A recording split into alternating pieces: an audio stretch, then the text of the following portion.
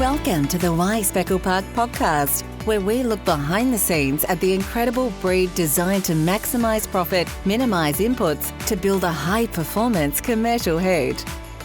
This episode is sponsored by Judd Speckle Park, bred for lasting performance. For first access to sale information, visit jaddspecklepark.com.au and subscribe to become a Judd Insider. Geoff Jones and his wife Toni-Ann own 3 butcher shops at Grafton in North East New South Wales and nearby Wooli. They also market their meat products at the Yamba Farmers Markets. They have been selling Speckle Park beef for 8 years now, so are well placed to share about its market acceptance and just how much butchers enjoy working with Speckle Park. Welcome to the podcast, Geoff. Yeah, thank you, Amy. Tell us about your childhood, Geoff. Where did you grow up and what was your childhood like? I haven't moved very far. I was born in Grafton, on the mighty Clarence. Grafton's nestled in the big bend of the big river. Home is 30 kilometres southeast of Grafton at a little village called Killer Valley. And it's where my great-grandfather, he settled down there, and my grandfather was born there as well. Yeah, and once again, I'm on the family farm as well. I still live on the farm. So travelled around but haven't gone far, I suppose. What was your earliest agricultural memory, and did anything from your childhood inspire you to take the career path you chose? Oh, absolutely. My earliest childhood memory is very, very beginning, because my dad is an only child, and we all worked together with Nan and Pop. Yeah, we all grew up together. We're all a working family, because Pop had his interests were growing bananas, and he had an interest in the timber industry.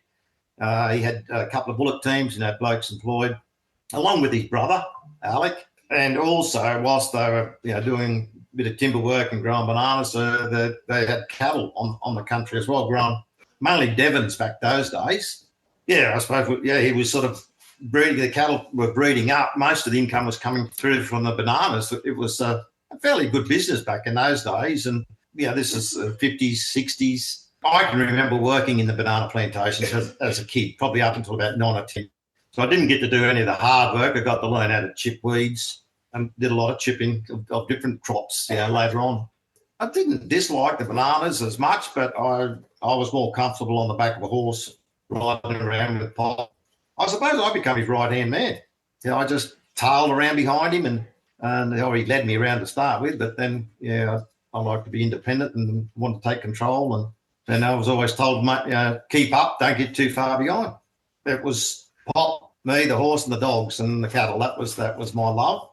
It never wavered, really, Amy. I can remember probably one of the hardest parts of my life was I suppose my heart was that I wanted to go back onto the property and run the cattle side, because my pop and I did that. That was our job. We just took charge of the cattle. We sold the bananas. We got out of bananas in late 60s, and the fruit coming out of Queensland, the freight, they improved the freight system, which what Mum and Dad talked about. They got the fast freight trains, and they're able to bring the fruit from Queensland. And Queensland, being a tropical environment, naturally grew bananas far, far faster than what we could. So the fruit was arriving out of Queensland down into the Sydney and Melbourne markets. We enjoyed it while we had it and took advantage. We sold some country which was right on the coast, and that was a bit of a change of direction, getting out of bananas, selling that country, and actually financed into some more grazing country in the Ramornie area, what we call Matthias Creek. That was where we really took on the beef growing side of it more seriously. Pop had he put together a couple of other properties and that. And the beef herd was growing and we needed more room. So it was just a natural progression. He also, when he looked at more land to buy, he looked at land that had other opportunity, primarily around the timber industry. And he always had this solid belief, like it was a renewable resource. You look after it, it'll look after you. And thank goodness that we had that asset, because during the times when things got hard, the beef industry was on its knees. We've had a few of those. We've had to fall back to get a little bit of support from our timber. So, yeah, as I said, my pop and I, we looked after cattle, but Dad and my other two brothers, and I have a sister. My love has always been the cattle, the beef side of it. I'll go back to where I said, the hardest thing was when I left school. My intention was to come back and help my pop, run the farm and run the cattle side of it. But things were pretty tough because that was 1974. Yeah, the cattle industry had gone into a big slump, and we just bought another property, which was a property to help try and drought-proof us. There's a lot of wetlands. It was a 600-acre block, which comprised about 300 acres of wetland, which certainly helped us through dry times, but it was a big commitment when your cattle weren't making money. Yeah, we got through that. Yeah, but I had to go and get a job. Whilst it was disappointing and wasn't on the back of a horse, I took on a trade as a diesel mechanic and worked for International Harvester with trucks and tractors and machinery. So it wasn't like I was totally away from the farming side of things. And I learned a lot of skills, met a lot of people, and that's carried me through, right through till now. So what happened with your career from there forward? I continued on. I did my time, finished my apprenticeship, and then I got poached by some other mechanical institutes and worked for H.W. Crouch, which was White's or Western Star. I did, went across and worked with them for a couple of years. But I was always, because the sale yards was directly across the road from the mechanical shed, and I was always across the sale yard trying to buy some cattle or do something there. So I wasn't too far away from them. But yeah, in the end, it was like, I need to get back on farming. So that was there. My decision was made there, and I got married as well. Finally, built a house and, started to work more directly with the farming or with the beef side of it then. So you went from breeding Bos Indicus cattle on the family farm to then buying your first butcher shop in 1998, despite not actually being a butcher yourself. Can you share how that all came about? That's been a pretty intensive part of my life. The Bos Indicus cattle side of it was instigated by Dad and my pop. And I think I had my first birthday up at Mackay, so I hear the stories go. And that was one of the trips that my family, or Pop and Dad and all the family, went up there to actually have a look at these Brahmins, or saw these Brahmins, which was surviving in dry time, and a lot of short ones dead around the camp. So Pop come home with a bit of a new vision, and he said, well, we're going back next year, have a bit more look and have a look at these floppy-eared things. And that was the start. He said, well, rightio, these things are doing so well there. I think they'll do all right in our country. And he was one of two families to introduce the first Bos Indicus cattle into the Clarence Valley. Noel McDougall, he was the other gentleman who had an interest in them as well. So, yeah, a lot of the bulls were crossbred bulls to start with. Getting some sort of quality was a bit of a challenge. Yeah, we could only bring them into certain areas because we were still under tick quarantine, cattle tick quarantine. And our Ramornie country was where we could sort of bring those cattle through. And that's where they started up there. So, yeah, the Bos Indicus cattle were a big move and copped a lot of criticism back in those days. And I can remember it as a kid at the sale yards, and the first lot of our crossbred steers that were selling as weaners, the Ramornie country, we bought, there was a big wing of Hereford breeders, so we put the Brahman bulls over those. So that was these broken bally steers that come in with a bit of ear and a bit of pizzle on them, and pretty hard time because the auctioneer couldn't stop the crowd laughing to get the sale underway, to sell these cattle. So there was definitely, it was a pretty hard thing, I suppose, but that didn't deter Pop, and he, I suppose, used that to help me or shape me that if you have a belief and you trust it, go with it. Don't be deterred by those people who criticise you because they had no more experience than you, or probably less, and are criticising. So he said, there's only one way to learn, mate, and he said, that's get in and have a go. And he said, if you learn differently, then change. But yeah, don't be put off by other people's criticism. And arguably he's had the last laugh, though, because there's so much Bos Indicus content up on the North East coast now, isn't there?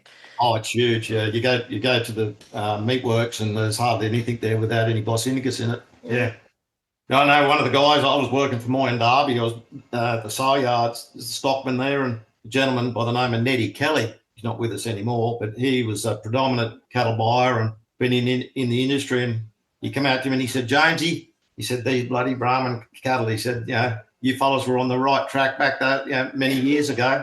And I said, yeah, I said, bit lucky there, Neddy. I said, we couldn't sell the first lot when we took them to the sale yards. For the people that were laughing. He said, you want to know something, mate? He said, I was one of them. Wow. He said, I was one of them. He said, I was laughing. And he said, look, he said, yeah. He said, now, look who's laughing now. Mm-hmm.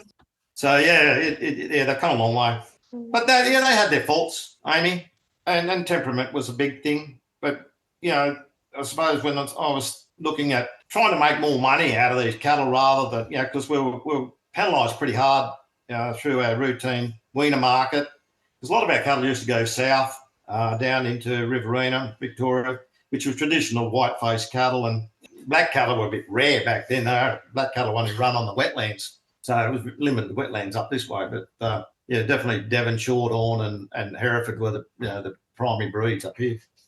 So breaking into that market was hard. We had the best HGP cattle around, and that was with hybrid vigour. It was a natural HGP. You get your growth rates. We had weaners coming off earlier than anyone else. Hitting weights, but you got penalised with your cents per kilo. But some of the wisest cattlemen around that were bullock growers, they soon grabbed these calves because they saw the potential and were growing them out to export bullocks. So we had a market. We started to develop a market there. Anyway, after that, then I thought, you get sick of sort of being sitting on the bones of your arse and having bad years, and thought we've got to try and improve this somehow. So started taking cattle into the west to grow them out, and ended up going each year, going further west. We started the tablelands and move out onto the slopes, and then finally got out onto the northwest plains, Canamble, in areas from Canamble through to Walgett or Collie. And I soon met up with some great people out at Walgett, Come By Chance area, and I'm still there with them. Growing them out, finishing whatever we can out there. Whatever we don't finish there, I'll pick them out and bring them home and just do a top off on a bit of a protein supplement and put them through the shop. What led to the butcher shops? How did that come about? Yeah, I know that was in the question, wasn't it? Whilst I was growing the cattle out and finishing them, I was offered a contract with Woolies. That was mid-90, probably 94, 95. That started. So we had a few years there, and it was the best money we've made, to be honest. It was a set market, set price, and you basically you finished the cattle to a spec, and you knew what you were going to get at the end. The bank manager was very impressed because we could actually give him some figures on a cash flow basis. He was very impressed. That was hard for Dad because Dad just said, you can't do these on a whiteboard, like if you don't get any rain, you don't get any grass to grow, and then there's no cattle to grow, and then there's no cash flow. But anyway, that presented itself as an opportunity when we did cash flows that we had bad spots and we needed to fill them in with something, So we soon, because we're running probably about 800 breeders, 700 to 800 breeders at that time. And it was a partnership with Dad and us boys. We're all working in it. And once again, we sort of transitioned a bit both ways. The brothers sort of went into the timber side of it. They advanced there and were able to top up, in those low months with supplement with timber, progressed with some sawmills, sort of next to value adding. Everything we looked at was more value adding, I suppose. During the contract with Woolies, it was basically a handshake deal, and there were several of us beef producers here in the Clarence and the Richmond that were involved. All was going very well until the collapse of the Asian market, which was around that was probably about 97, something like that, and that then ended the deal with Woolies because those gentlemen that owned and operated the feedlots needed a job because they had no market at that time, and they approached the supermarkets and come to an agreement with them to feed their cattle on and do a job for them. So as us, individuals, as opportunity feeders and finishers, we were out of job. But in that time of slaughtering for Woolies, I followed all my kills through. High Brahman content, steers, and cull heifers as well. And that's where we really made some inroads into our herd improvement, because we had a market. Anything that just wasn't right, just got cold, and we weren't soft, like we were hard on them and got rid of anything that just, bad temperament, bad conformation. It was a great outlet. But I'd had other markets, some went into Warwick Bacon, some went to Midco Black. It was a grain-fed job just south of us here. And also I was marketing some cattle into Holiday Coast Meats, which was owned by Kenny Hurling at the time. So anything that was out of spec might have been a bit light, or might have been too heavy. Not that there was many too heavy, more too light than anything, or just not a well finished or whatever. I sold the Ken. Mind you, it was a pretty discounted rate too, but you've got to get rid of them. You can't keep them. So he was pretty impressed with the cattle that we're putting through, even though they were sort of out of spec for Woolies. And he's after doing a couple of years with him, he said, "Oh, Geoff," he said, "you really need to sort of look at getting into this business." And he said he's looking for an opportunity to retire. His health was not that grand, and I thought, oh yeah, okay, well that might be something to think about. Anyway, thought about it a little bit, and he approached me one day and said, "Mate," he said, "I want to sell." And he said, "Would you be interested?" And I said, "Well, I better get serious." And the family did, and so my brothers and I, we ended up buying Holiday Coast Meats in '98. So, not being like a butcher, I knew the boys that worked here. We all grew up on properties. We all attended dances and that around the valley. I knew them well. So we already sort of had a relationship there, and they're a damn good team of blokes. And we were fortunate to get this business and just be able to move forward. But then when you start getting into the actual meat industry, instead of the livestock industry or what we call beef industry, the meat industry makes you start looking at things differently. And I suppose we really need to make a lot more people aware that we are actually in a meat industry, that we need to be producing meat for consumption, not as a commodity. That's what makes strong sales and better profits at the end of the day. So, got hungry for information, I suppose, Amy, and got to work. There was a lot of work being done with the MLA, MRC, Meats Research Council, UNE at Armidale, to the loss of the consumption, I suppose, the reduced consumption of red meat due to the white meat industry. We were dragging the chain, and it was all about eating quality and what could we do. So I don't know, I just found myself involved for one reason or another, and sat with a lot of people from all over the nation. And the development of the paddock to plate with Deborah Newell, that finished in 2000. So leading up to 2000, we were right in behind was the early stages of developing the MSA grading system. And it had a name it was EQS, which was an eating quality system. So it then transitioned into MSA. But with that, we found we were actually working in groups, and we met quite often, and a lot of brainstorming with different people all over the nation, from right across Australia, from WA right through to the East Coast. And we developed this thing called BeefNet, which I'll have to put my hand up because I was sitting at the table that we nominated, and I'll put the suggestion forward. So it was nice to see that everyone thought the same, and that got up. But then we developed the Red Meat Marketing Network, and that was a push. It was funding coming through from MLA, and there was a lot of brochures and literature and advertising that went out about progressive butchers looking to value add and do something within the industry. And I was on the back of that. We actually developed some beef groups. Some of the names you might remember, it was OBE. It was Organic Beef Exports in Queensland. The Bingara Barabba group, which is BB, which I think is still going today. Bill Hoffman, I think, has done a lot of work with them. Bill's been very instrumental. I'm going back a little bit now because he worked for DPI, and he was one of the leading guys who looked at the Boss Indicus F1 opportunities and really got him behind the Boss Indicus over the British breeding program, and really supported and promoted that. So that really got a lot of traction with a lot of producers in the Richmond and Clarence area. So that's probably hence why we still have a lot of these F1 super mum cows around. At what was your earliest involvement with the Speckle Park cattle breed, and how has that developed over the years?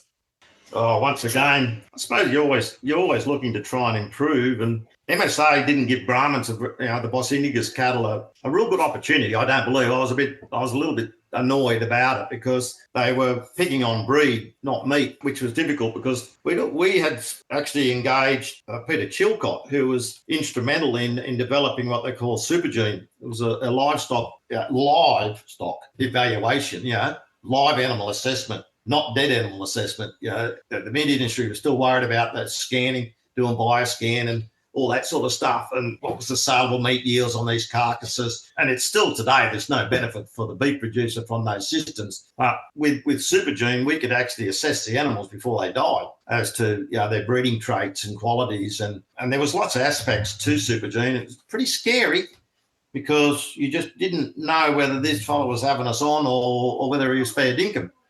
And my mum said to me there one day, I was sitting down at the dinner table and she asked me what was my gut feeling. She said, has he been sent has he been sent by the gods or has he been sent by the devil? She said, I don't know.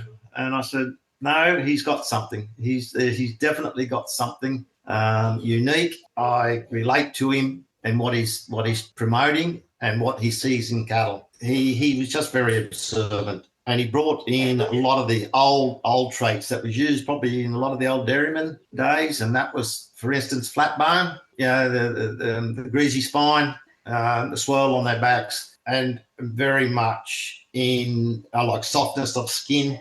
And it was like high protein. We needed high protein in our milks and that for our calves. And the low melting fats was a big thing. And this could be identified on animals, in their live state. You didn't have to test them later on with the skin off, So that was a big step. No one else was doing that. And we took it on. We graded our herd.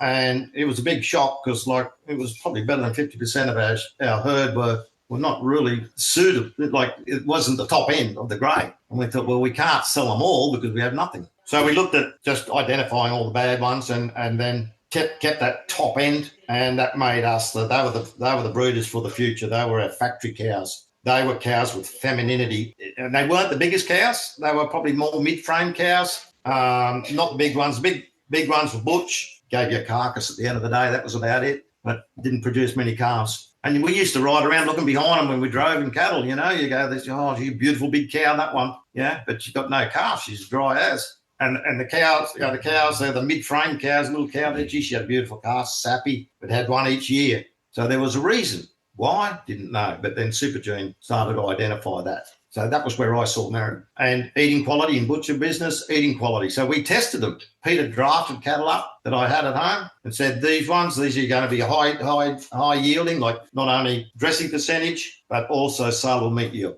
Anyway, we killed them in 2 lots, brought them into the shop. And the high-end group, I know the response from the boys was, what the hell's wrong with these things? They wouldn't set hard. They used to say, it's like sloppy meat, they were sloppy. It's just not hard, rock hard.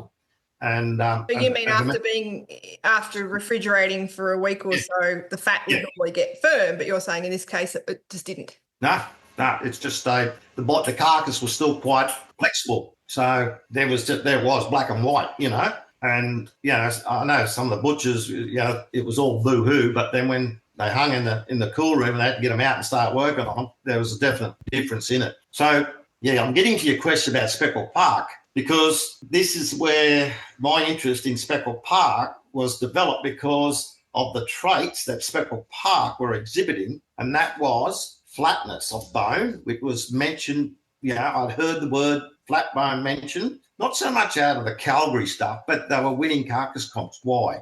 The question to me, why were they winning? All high placing. There was a reason, and you just got curiosity kills the cat once again. So that's when I went to casino and started buying them and won the competitions with them. There was another reason. There was an article in the Land newspaper where Robert Constable from down Scone, he had a story about probably the only butcher that was running through his shop primarily Speckle Park beef. And he used the word flat bone. And I'm thinking, does this fellow know Chilcott or supergene? Anyway, after a couple of years, I managed to get down there and actually meet him and have a yarn with him. And he said, no, he didn't know Chilcot, but he heard about the super gene. And I said, there was a common link, and this was flatbone in these speckles. Can you tell me more about them? And that was another conversation. So, and his dad, Robert, he's very heavily involved with the speckles as not Robert, Mark, heavily involved in the industry as well. So it was good to hear those people who were directly involved. So that just supported my thoughts about them, and hence, I was breeding flatbone Brahmins or Boss Indicus cross cattle. I didn't figure I could go too wrong by putting these flatbone speckles across them for a cross. I was already mucking around with some black cattle like Angus and Hereford back over the Brahman cows, already doing crossbreeding. It's something that we have to do. So it to me just made common sense. Let's pursue this and let's see what the eating quality was like. And I, after those competition steers were slaughtered and back in the shop, we did a bit of advertising into the papers. Those competitions, what were they? Sorry. Oh, that was the hoof and hook competition with the Beef Week at Casino. At the casino, yeah. So that was in 2017 and 18. Is that right? Yeah. Yep, correct. So that was the start of getting Speckle Park beef on the counter. And to be honest, it just went from there. I thought, well, okay, the feedback was positive. The bloke that was one of my biggest critics, if he didn't get the best bit of beef that come through the shop, he was not happy. I mustered him up and said, you better try this and tell us what you think. And he took it home and he rang the boys up and he said, well, I want that whole T-bone out of that and I want the whole rump. We said, well, we can't just give it all to you. We want some other customers to try it. So we put the handbrake on him a little bit. But he was sold, and he said, and asking, and it's like everyone else, you ask him, well, what is it? He said, I don't know. It's just bloody beautiful. Mm-hmm. And he said, it's unique in whatever it is. He said, the flavour, the tenderness, it's just good. So good feedback. And so Geoff got busy and thought, well, I better start putting some money into these things, and away we go. So it's been positive ever since, yeah. I understand you have made a conscious decision to only sell second cross Speckle Park, so 75% breed content or higher. Why is that? Oh, look, Amy, it's to me it was very simple. I, been a crossbred breeder. A lot of things are only 50% of this and 50% of that. And I just felt first cross was just a 50% of one and 50% of something else. So if you're going to sell Speckle Park and put a name to it, it's got to be more than half. It's got to be 3/4 or better. And I won't put a Speckle Park label on a product that's a first cross, because it could be first cross Sander, or it could be first cross Angus, it could be first cross anything. So whilst the product's great, it doesn't pull away from the product, but I put a lot of that product straight on the shelf, but I don't label it as Speckle Park. It's got to be at least that 3/4 or better to get the Speckle Park labelling, and I promote it that way. Where do you get your animals processed? Mostly at casino food processing. So as a butcher, I'm an operator because it's a service works. So we get an allocation to be able to process cattle there every week or whatever we want. So that's been ongoing since '98. So we can kill whatever numbers we like over there within reason. Like I know when things have been pushed and they've got a lot of cattle coming in, particularly if the weather's dry, we just have to notify them and say, look, we've got 10, 20 head going through. Might push the relationship a bit, but we've got 12, 15 head pretty much every week going through, with some variations at Christmas time. What carcass weight and animal age are you aiming for at turn-off?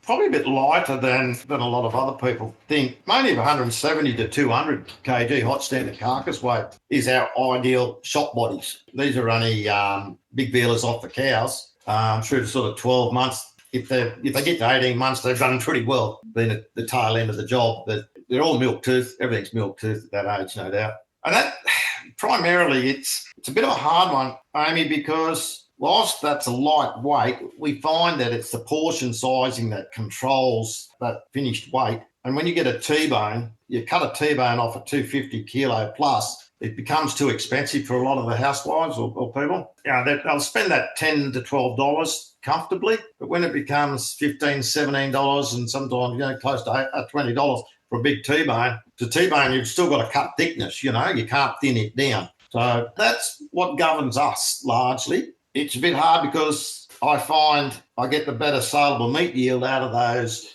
200 to 250s. They just they just pack a bit more on. And as far as profitability goes, they probably would be a better choice because it still takes the same amount of time for the boys to break them down and bust them up, like 170 kilos as it is to break, a 240 kilo body. Same amount of time to break it, but you've got more meat on the table at the end of the day. And it's a bit of a hard one, but you've got to always remember who your customer is and who you're serving. If they get too big, well, you just change it from T-bones and make, porterhouse and eye fillet. Do you do anything with the Speckle Park hides? Have done in the past. The gentleman that was the biggest critic, well, he said if you can't get the rumps and all the T-bones and that, he said, well, I want the hide. So we did. We processed it, retained, because I have to, fill in a bit of paperwork and to the meatworks to relinquish that hide and take ownership of it myself, and then have it transported. I think it goes down to Victoria somewhere, Amy. I did have an address here. It's been a while now. But yes, we do. Tannery. Yeah. Yes, we have had them done, and I'm still getting requests, but it's an expense. But if people are happy to pay for it, then there's no problem. There's a market there for them. They're pretty. That's true. For the podcast signature question, how would you answer the question, why Speckle Park? Health, wealth, and happiness. One, if you've got a product that's healthy, people are looking for a healthy option. They either want to go down the road of organic, thinking that that's a healthy option, or if you promote the fact that we produce a chemical-free, no HGP animal that's got omega-3 and 6 components, low melting fat, tender, juicy, and good for you, that's a big tick in a lot of people's eyes. So I've got several shoppers at the markets that have transitioned because, maybe we've run out of Scotch fillets in the organic. And I go, well, I've got the Speckle Park. I suggest you try these. And now they've become hooked. I've got an interesting story that's come out of the Yamba markets, and a lot of young mums wanting to become mums, and obviously there must be a good doctor down there that's steered them in the direction that they need to increase their iron levels and suggest that they start eating some meat. We weren't aware of this at the time, sort of a couple of years have gone by, and then we get these customers coming who 90% of them are vegetarian background and have no idea. They come there and they're looking and you just ask, can I help you? And they said, we've got no idea, but I need to buy some meat. Okay, well, what do you know? Nothing. Don't even know what cuts to choose. I said, well, let's start with some mince. And I said, well, who are you cooking for? And she said, well, mainly me and my husband. And I said, well, does he like a steak? And she said, I don't really know. Wow. Yes, he does like steak. Yes, he does. Yeah, we've actually, good news story. One of our customers who's been coming there for a bit now, the last 12 months. She's a paramedic, and she started, like this and asked a few questions. And week before last, she's just progressed so well. She can just go to the windows and select all her own, pulls it all out, bundles it all up and comes over and we tally it all up for her. And she's progressed so well. And I go, Emily, I said, you're going to win this gold star, with how you've progressed. And she said, have you noticed anything? And she's looking down at the tummy, and I go, yeah, but I said, I didn't want to be rude and say, oh, you get a bit bulgy out there. She said, yes. She said, I'm 13 weeks pregnant. Oh, that's lovely. Wow. So I think we better, said to the wife, I think we better develop a warning label and just warn people, be careful about eating this meat. It can make you pregnant, Isn't that interesting that a lot of those sales have stemmed from GP advice? Yes. Yes. And it's like, because they want, the thing is, getting back to, they want a healthy choice. Yeah. Right? Who else, like being a mum or want to be a mum, what would the only thing you want is your child to be born healthy. For sure. And, and that's a good step in the right direction. So if we can do that and tell some success stories, it's not only the mums, the wannabe mums, it's the seniors that are repeat buyers. Mm-hmm. And, I asked them the question, what is it about the Speckle Park that you like? Well, Geoff, we're not real young and we can always eat it, It's always tender. So we just keep buying it. I have a lady there, she comes back, her and her husband, she'll buy $100 worth of meat, your rib fillet and T-bone or porterhouse every week. And I had another gentleman on Wednesday made the same comment. He said, you can eat it with, you don't need a knife. He said, you just eat it with a fork. And he said, it's easy. Yeah, soft. So that's good feedback, and that's positive. So that's the health side of it. The wealth side of it, I see it as an opportunity. If you've got a good product, you should identify it with a price tag. You shouldn't be discounting it for a start. That's the wrong direction. It's sending the wrong message. So I mark it up, $2 above whatever the regular shop price is. People say, why do you do that? And I said, well, it's better. So it's got to have a better price. No one's pushed back. No one. And it actually, I've seen it where you get customers, standing abreast, and one will choose the Speckle Park for whatever reason and just starts talking in a conversation. And the next customer there beside them will go, have you got any more of them? I want some too. So others do the sales for you. You don't even have to do the pitch. What feedback do your butchers provide about butchering Speckle Park carcasses in terms of retail beef yield and so on? They don't make a lot of comment about it, except my manager's actually breeding Speckle Park. Wonder why. Look, it's not hard to understand, Amy. Those boys know meat. The moment they put the knife into it, they'll tell you instantly whether this is going to be a good piece or an average piece. And they don't go out there blowing my trumpet too hard, but the comments, they don't get any negative comments from customers. Feedback from customers to the butcher is, by geez, that was good. Have you got any more of it? The old days of telling a story why that piece mightn't have been so damn good. Did you have it in a fuel stove or was electric stove or an oven or something like that? You don't get that. The product's always good. And that makes for happy butchers because they don't have to invent a story, so to speak. You just speak the truth. So in your experience, what makes Speckle Park beef so unique? It's unique in its palatability, tenderness, its consistency. That's consistent. The meat industry has needed that, so that is unique. It's a big step forward. We shouldn't be looking to go backwards. Customer happiness and, I suppose, producer happiness, butcher happiness is probably, you talk about something unique, and it's like happy wife, happy life. You've got a happy customer, you've got a happy business. Yeah, that's probably the unique thing we've got. It's a good product, Amy. It's simply a good product, and it has to be identified. It needs to be identified. A lot of people don't even know when you say the word Speckle Park, what is that? They think it's a property. Maybe we need to do something in that area. I'm not sure. There's pretty smart people out there that come up with some great ideas. But I'm trying my bit and, ask people to try it if they're game and give me the feedback. Yeah, look, the breed's doing good things. There's another plus too, like your turn-off is earlier with the speckles, if that makes sense. It's earlier maturing. So we're able to get those, weaners off cows. Like we've got extreme wet here at the moment, which is probably sad to a lot of people's ears that are suffering with the dry. But, we need to get calves off cows, and they might be as light as 180 kilos, some of these calves, very small. But we've got to get them off cow because all the guts has gone out of the grass, and we don't need to pull those cows down anymore because they'll be calving, come July, August. So, we've got to maintain them. These calves can be pulled off young. I wean them on feed, bit of protein, pellet. Then they go out west. They do it in the paddock out west then. And they grow through, and I'll kill them straight off the paddock there, or if they're tail enders, I'll bring a tail home and finish them at home. What are some of the main challenges you have faced and overcome in your journey with the butcher shops to date?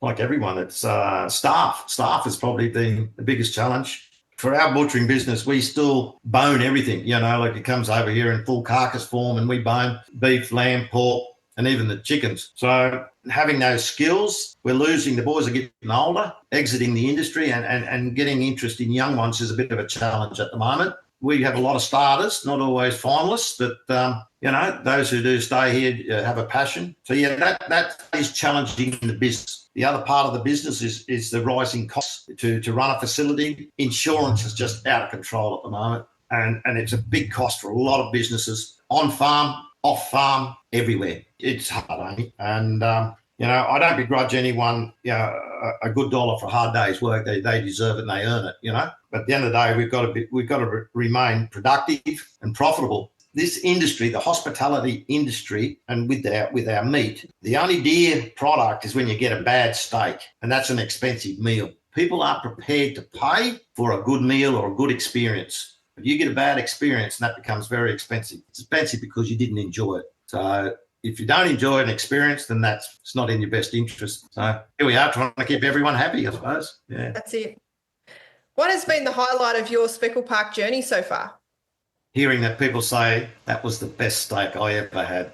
I think that's probably that ultimately for me, being a beef producer, because I look hard at the genetics. I don't always understand breed plan. I look hard at the animals first. I think it's got to be used, phenotype and your breed plan, your values. I think we need to really, like as far as the stud breeders, that probably really need to include the tenderness gene. And probably be noted for people to examine that, because at the end of the day, it is, as I say, it is a meat industry, and we're producing something that's going to be consumed and should be enjoyed. So if we can find those there's definitely tender genes, and we found them even in the Boss Indicus cattle. Definitely there. We had the marbling, so I know it's there. And I believe it's in most breeds. I just find that the Speckle Park has gone ahead, however it's happened, but are just already ahead in all of those great traits, healthy fat, low melting fats. That is healthy. That's good for you. It's good for the industry. It's good for people, in general. What should Speckle Park breeders be doing more of or differently to share the breed's story, and especially the commercial relevance of the breed? That's a good question. Okay, I did touch on the subject of using the tenderness gene in your data. That for a start on the technical side of it. I don't know. I think people need to see the timeframes that these animals are coming off in respect. And I think there needs to be a bit more data on the functionability of how these animals are coming from conception to consumption. That timeline, right? That's considerably shorter. The longer you keep them, it's costing you more money, and it's less income at the end of the day. So I think stud stocks probably need to sort of sell that story a bit more, because the footprint they leave here is shorter. Feed conversion, there's a lot of good traits out there, in favour of them. And then until people actually, I've actually encouraged people that have tinkered with them, eat them, try one, get a private kill done, eat it, so you know what you're talking about at the end of the day. I think first and foremost, that'll drive it. When you actually sit down and you dine it doesn't have to be it doesn't have to be always a Scots fillet. Get some mince and make something up out of that. You'll taste the flavour, definitely. Where do you see the beef industry in 10 years' time, and what should we do now as an industry to either propel us towards that end point or change course? I see troubled waters with animal rights activists and things like that. Animal welfare, we need to be on the front foot as far as animal welfare. We must sell the good story. People want to know what you do with them, as in when they're on farm. They don't really want to know what you do with them when you put them on the truck and send them to processing. That bit they don't want to know anything about. Don't tell me about that. They want to know what you do on farm. How do you look after them? What do you do to them? So they're concerned about the welfare of those animals. So that is really a big point. The industry, I think, is maybe 10 years is too short a time frame, but I'm seeing a push for alternative proteins, and that can throw some challenges, because those alternative proteins will come out cheap to make them attractive. So we're going to have competition there. But I think this is where the speckles can really show and shine, because we've got a good product with them, with consistent, good eating quality, right up there, 5-star. And that's naturally. That you don't have to pump them full of anything, just good feed. That in itself, I think there's a lot. The wealth is going to be divided in the country. The people with money, and there's going to be people that are always struggling. Those people who have probably got a more disposable income are going to look for the good things in life, and I see the industry will be strong there if you can present them with a good product and appropriate profit with those things. They've got to be it's got to be priced accordingly, and good protein, you should be paying for it and enjoying it. It should be a happy experience. I note that you've referred to Speckle Park as our domestic Wagyu. Oh, yeah, 100%. What's that? There's been, it's not so much now, but the Wagyu was on quite a big rise, and we had several producers here in the district that were transitioning into Wagyu cross, and there was a great market there and a dollar to be made. But that's all fell on its ear, and it's not making any premiums whatsoever in the marketplace. Certainly the Wagyu, his selling point is marbling, nothing else. Good eating, right? A good eating experience with the ability to marble. So I'm picking out the good bits, right? And that's what Wagyu is so good about. And there was an export market into Japan, traditional beef there. So to me, the Speckle Park was an animal replacing the Wagyu, but in a more cost-effective way. Through the shorter feeding program. Absolutely, yeah.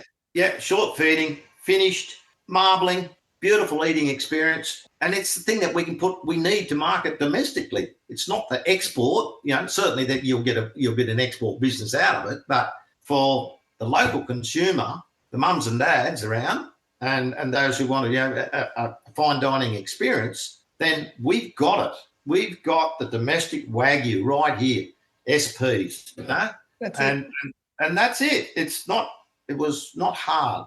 And I've been using that phrase for quite some time now. He's just a domestic Wagyu. It's what we want in our domestic market. Because people can't afford the Wagyu. You know what I mean? Like they can't all afford the Wagyu. If you want to go and buy Wagyu, yes, it's available, but everyone should be able to enjoy great steak. Great steak. Yep. So as we near the conclusion of our episode, what's the most important lesson you've learned in your career so far? Follow your heart. Follow your belief. If your gut tells you that this is a good thing, trust your gut. Do your own testing. And, I think just if you believe in it, go for it wholeheartedly. Don't be afraid of the criticism. And this is coming back from my grandfather. Mm-hmm. Yeah, not everyone else out there is experts. So where some of these people get their credentials from, I don't know. That start telling you that these are no good or they're no good for whatever reason, I don't know. But they're not. I just say, well, to myself, it's like, how qualified are you? So my lesson is if you see something that you believe is good and has a place, then pursue it. Test it for yourself. It's basically what I did. It was like I read about it. I thought, well, I better follow it up and just see if there's any facts in it. Yes, and it proved to be. Another tick. Yes, there were. So, I think that's what people need to do. If you see something that's looks right, that fits within your management system, your environment, then give it a crack. Don't hold back. Who has been your most important professional mentor?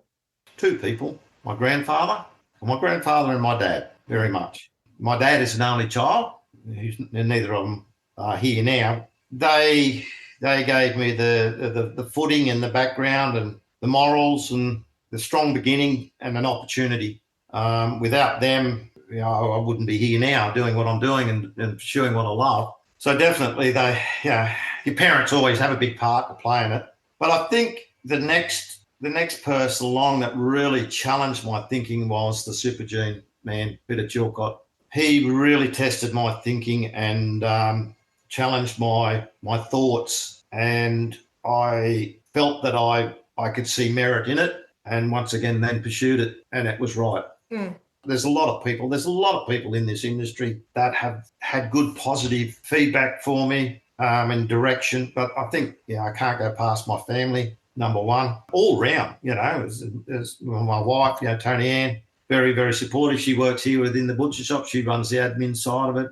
I've got two boys and she's got two girls. And we've got a few grandchildren running around as well. We're all connected in some way or another and looking after each other. So I'm blessed. I'm blessed in that regard to have such a good network, a good family network. What's one piece of advice you would give someone looking to market their Speckle Park beef direct to consumers?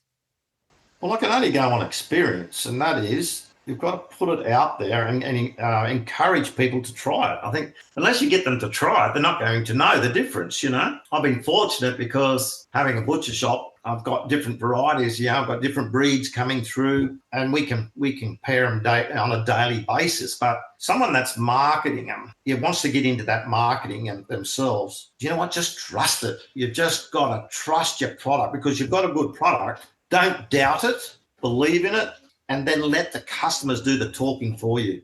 They're the best sellers. They are your advertising machine, the people who consume your product. So let them do their job, and I'll sell it for you, Amy. Last question. What is your favourite quote and why? It's all about belief. And that goes back to my grandfather once again. Yeah, if you believe in something, do it. Don't hesitate. Don't take on all the criticism. Put that aside and just follow your dream. But if you find that it's a wrong direction, don't be embarrassed to say, maybe I made a mistake here, and redirect. I quite often say to people and my kids and all, if it's in your heart and in your mind, go for it. Don't hesitate. Yeah. Fantastic. That's all you need to do. Just chase it.